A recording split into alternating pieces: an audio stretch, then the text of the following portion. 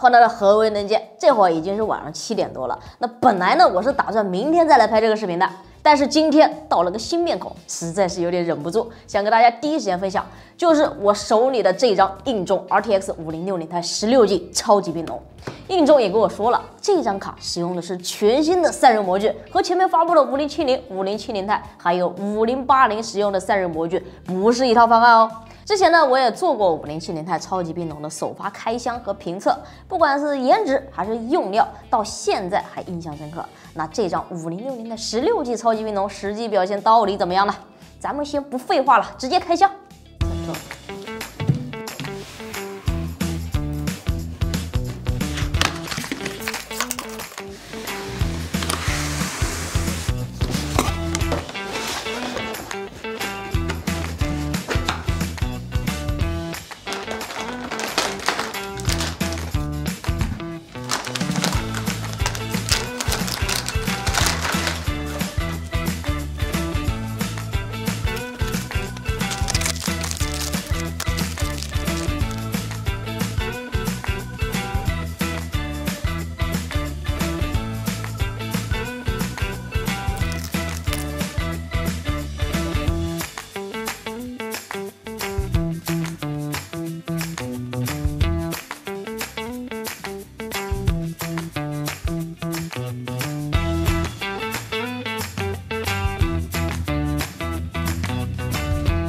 粉丝先闻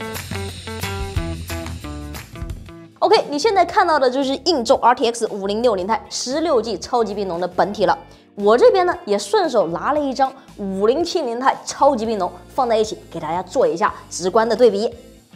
先说一下外观部分，这两张显卡的区别还是挺大的。从风扇面来看的话，这一张5060钛16G 超级冰龙的整体更像是之前大家熟悉的超级冰龙家族的设计语言。没有太多的花里胡哨的东西，但是呢，细节呢还是不少的。正面是黑色加上银色拉丝的装甲装饰，中间穿插的棱角以及线条切割设计都是恰到好处，不仅体现出了整张显卡的力量感，而且并没有觉得很浮夸。再来说一下尺寸，这张5060钛16G 超级冰龙的官方尺寸是310乘116乘61毫米，和5070钛放在一起的话，整体呢是小了一圈的。但有意思的是，居然有3槽的厚度。说实话，给5060钛用有点夸张。我印象中厚度超过60毫米的5060钛，除了这张超级冰龙，另一张是电竞派克的 X3W。如果还有其他型号的话，也欢迎大家在弹幕中补充。重量方面为1065.2克。那这张超级冰龙实际的散热表现到底怎么样呢？等会儿我也会给大家去实测跑一下，大家可以期待一下哦。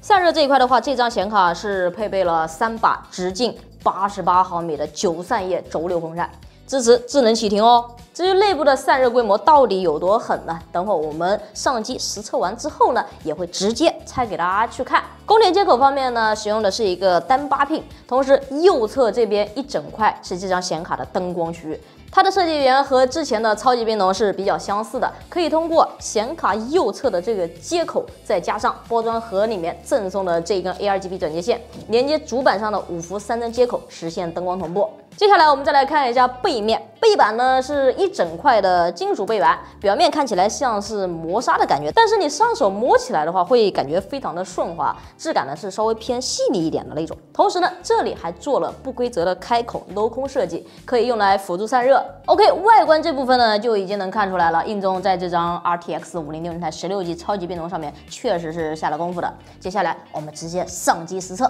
看一下这张5060钛16G 超级冰龙在温度、噪音以及性能释放上面实际表现到底怎么样。测试平台也是老演员了，具体配置如图所示。首先是 Full Mark 烤机10分钟，目前室温是27度，满载状态下 GPU 核心温度稳定在65.5度左右，显存温度是控制在了60度左右，风扇的转速差不多是1859转左右，属于是一个偏克制的区间。噪音其实并不明显，分贝仪显示是38.5分贝。功耗这边 GPU 满载是来到了190瓦。官标5060钛的满载功耗是180瓦，但是可以看到硬重在这张超级冰龙上明显给了更激进一点的功耗策略，大概多放开了10瓦的功耗空间，用来换取更稳定的性能释放。综合温度、功耗和风扇转速来看，这套超级冰龙的散热模具放在5060钛上，明显还有不小的余量。接下来是 3D Mark 5项测试，具体跑分结果直接看图就行，这里就不展开细说了。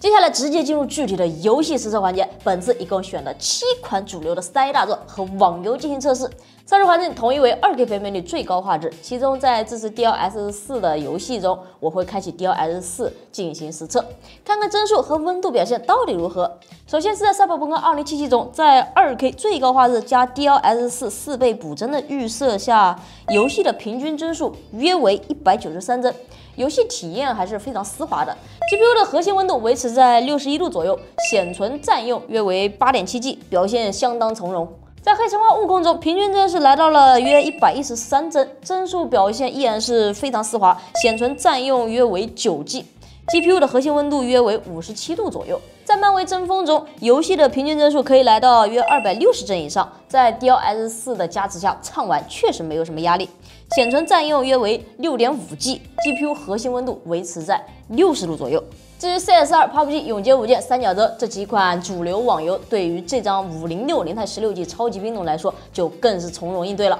显存占用率普遍不高，16G 的容量非常富裕，而且 GPU 的核心温度是维持在60到65这个范围。